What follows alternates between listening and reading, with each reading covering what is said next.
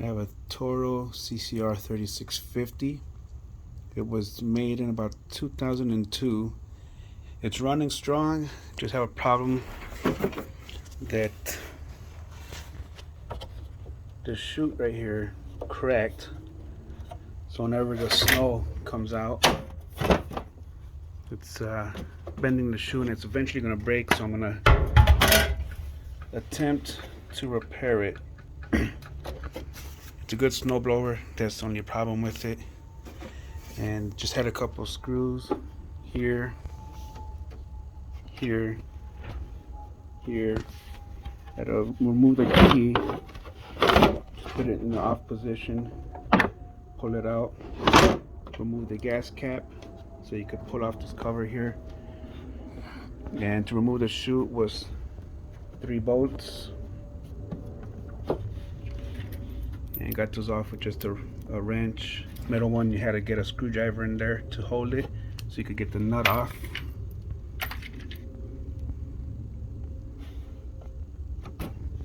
And had 2 screws in here, hold the nut on the bottom with the wrench and remove the screws.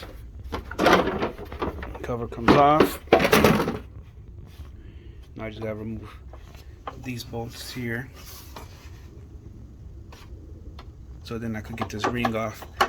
I looked all over the internet. I can't find no replacements, no remanufactured, no one has it available. So I'm gonna try to repair it with some heat staples. So I removed these 2 screws up here, here and here, and I bent this up just a little bit, just enough to pull this out at an angle. So here's that crack that goes all the way around.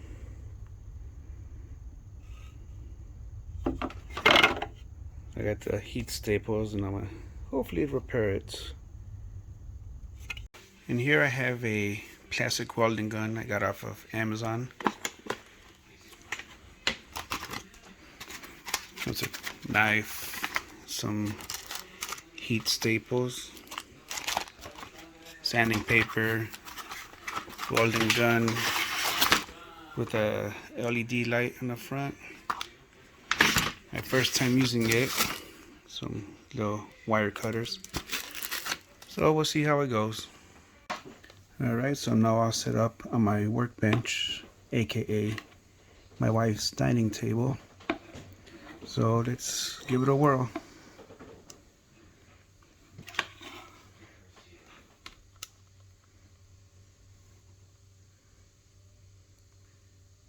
Alright, so it's nice and red now.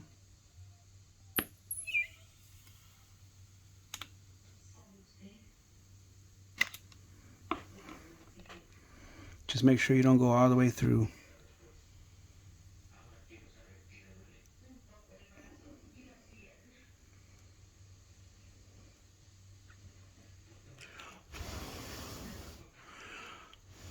They got different sizes. I got the extra wavy one since it does throw snow through there.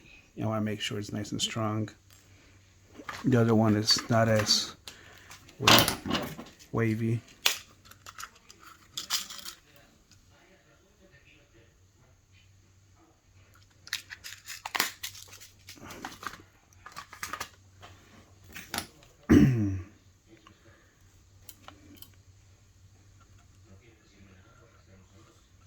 And I did buy an extra package of bits, or staples rather.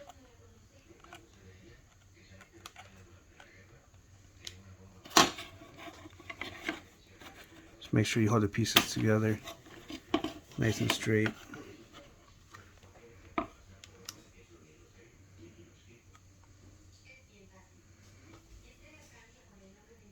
See how it gets nice and red.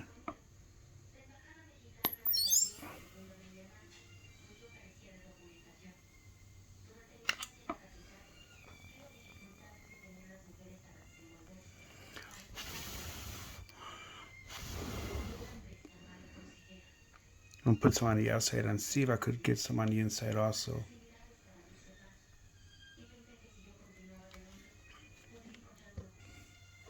So this is a progress I made on it.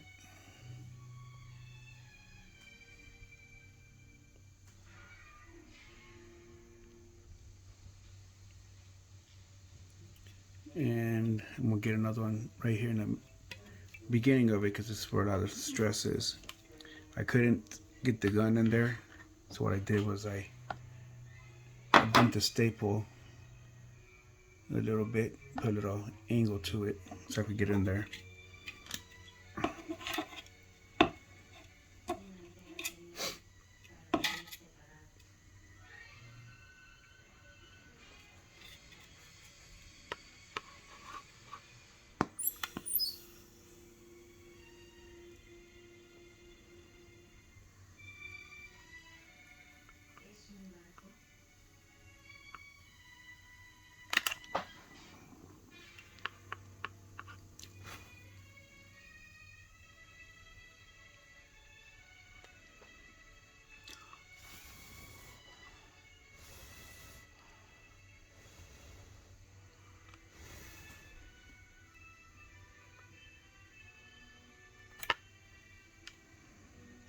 Alright, and I just learned that if you do that, let it dry first, because when I pulled back on it, it came back with the staple, so make sure you let it dry first, or cool down rather. Okay, good. You ready? Try it again. Okay. I'm gonna put it. You can put it right underneath her again, okay? Alright. Go ahead. Keep holding it.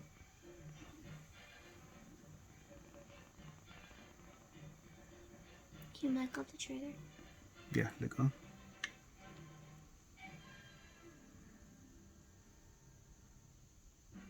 Okay, pull it out slowly. Good job.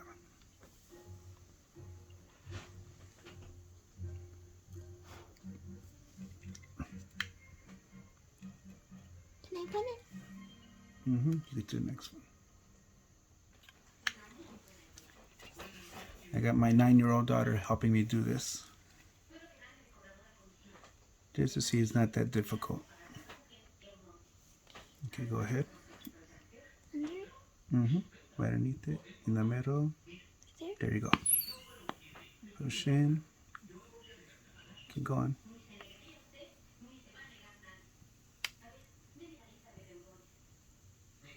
Did I let go of the trigger? Not yet. Okay, there go the trigger. All right, pull back the gun. Good job. I don't like that smell.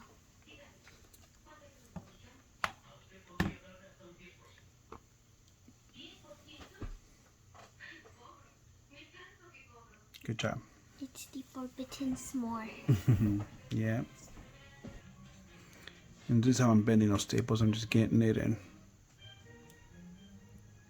put a bend to it. That way it gets in there better. So this is the end result.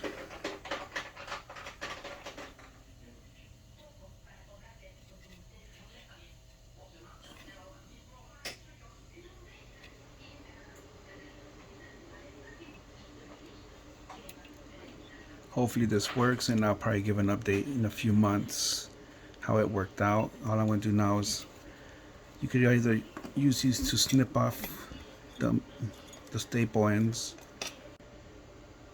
I'm going to just use my Dremel to cut them, trim them, and then sand them down, and then I'm going to get an epoxy and cover. After a nice sanding, I'm going to cover up all of the staples just so that it don't rust out with the snow. Hope this helps. Thanks for watching.